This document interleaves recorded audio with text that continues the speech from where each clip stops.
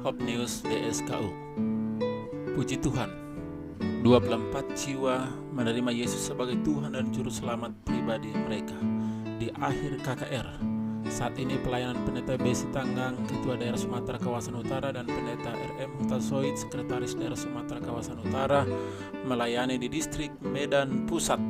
Saat ini juga para ketua, sekretaris, bendahara, dan pimpinan DSKU menyampaikan lagu pujian. Firman Tuhan yang disampaikan oleh Pendeta B. Sitanggang dan Sekolah Sahabat oleh Pendeta RM Hutasoid. Umat Tuhan sangat terberkati dan memberikan apresiasi kepada pimpinan DSKU.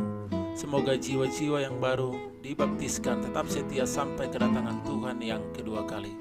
Tuhan memberkati distrik Medan Pusat, diberkati dalam pekerjaan, kesehatan, dan semangat dalam pelayanan, dan semakin bertumbuh, bersedia menantikan kedatangan Yesus yang kedua kali.